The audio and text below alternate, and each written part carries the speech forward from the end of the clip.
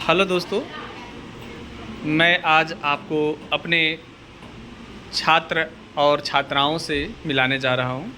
छात्र और छात्राएं आज शनिवार के दिन म्यूजिक का क्लास करते हैं। म्यूजिक क्लास के दिन आज इन लोग एक गाना गाने जा रहे हैं। एक छोटा सा गीत का प्रस्तुतिकरण है जो हमारे सभी विद्यार्थी मिलकर गाएंगे। चलिए बच्चे, आप लोग स्टार्ट कीजिए।